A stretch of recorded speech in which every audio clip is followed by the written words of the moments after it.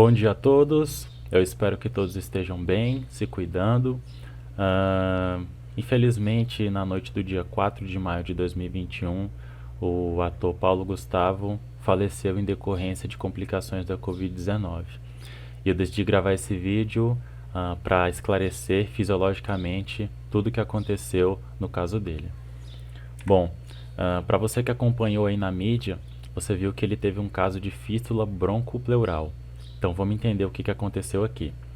Naturalmente, quando nós inspiramos, ou seja, quando nós enchemos o pulmão de ar, acontece o seguinte: a gente capta o gás oxigênio presente no ambiente, que está a cerca de 21%, e esse oxigênio vai lá para os pulmões. E lá ocorre a troca gasosa, ocorre a troca do oxigênio pelo gás carbônico, lá nos alvéolos pulmonares. Esse processo é chamado de hematose. E, naturalmente, o vaso sanguíneo e o alvéolo estão íntegros. Essa troca ocorre entre as células. No caso da fístula broncopleural, o que acontece é uma ruptura entre esses dois tecidos. E aí o ar dos alvéolos entra na circulação. Isso é um caso raro e muito grave, com um prognóstico muito negativo. As chances de um paciente que tem um caso de fístula broncopleural falecer são muito altas, porque cada vez mais esse ar vai entrando na circulação. E por que isso não pode acontecer? Porque isso gera um quadro de embolia gasosa, que nada mais é do que a presença de ar na corrente sanguínea. E naturalmente isso não acontece, né? Mas em algumas situações, como no próprio caso da fístula, que pode ser decorrente de uma ventilação mecânica, por exemplo, isso pode acontecer. E isso vai gerar uma obstrução dos vasos, muito semelhante ao que acontece se você acompanhou o vídeo que eu gravei sobre obesidade infantil, com a aterosclerose e os casos de trombos, por exemplo. Então esse ar ele vai impedir a passagem de sangue para os tecidos.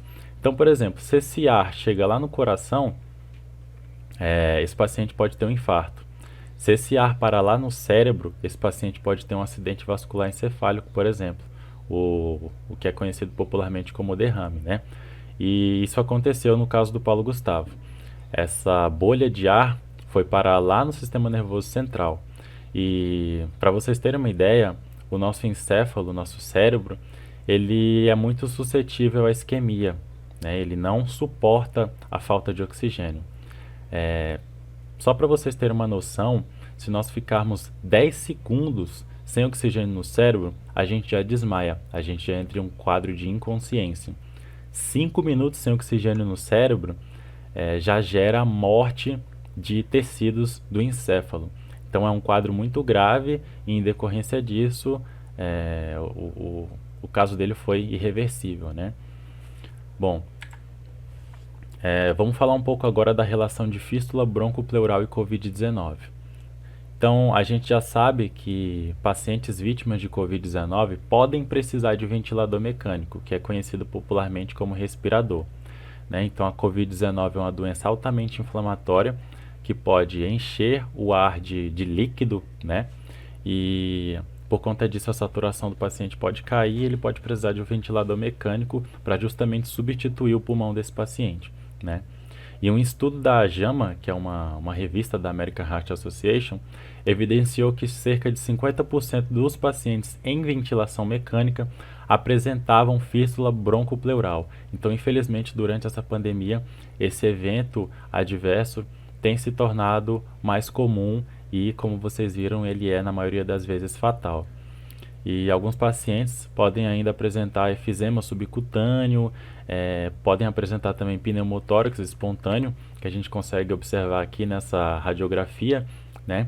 Então, pneumotórax é um quadro onde a gente tem um excesso de ar entre as pleuras, né? Que são as camadas que revestem o pulmão, e isso dificulta justamente essa expansibilidade pulmonar. Tá? Então, o paciente pode apresentar complicações graves também por pneumotórax. Bom, o ator também estava em terapia por ECMO. ECMO nada mais é do que um dispositivo de oxigenação por membrana extracorpórea, que, de uma forma muito simplificada, é uma máquina que vai substituir o seu coração e o seu pulmão, tá? Então, como vocês podem observar aqui, ele é um sistema fechado. A máquina e o paciente são uma coisa só. Se a gente tem entrada de ar nesse sistema aqui, a gente pode também ter embolia gasosa. Eu não estou dizendo que isso aconteceu no caso dele, isso não foi relatado, mas isso pode ser uma complicação e já está muito bem esclarecido na literatura. Então, os profissionais que manejam esse ECMO precisam ser muito bem capacitados.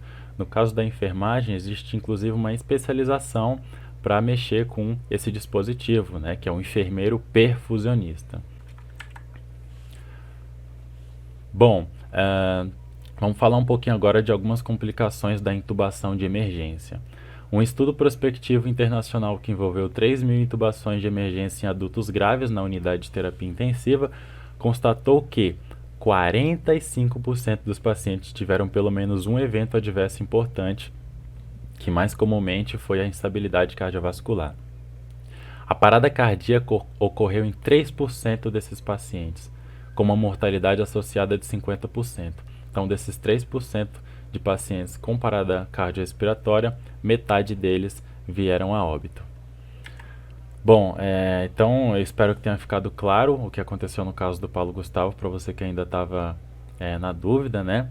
E eu queria trazer uma mensagem para vocês que continuem se cuidando, nós não podemos abaixar a guarda nesse momento, em especial pacientes que têm comorbidade, então pacientes diabéticos, pacientes com anemia falciforme, insuficiência cardíaca, doença de Chagas, precisam redobrar os cuidados, porque a gente viu que as complicações são muito graves.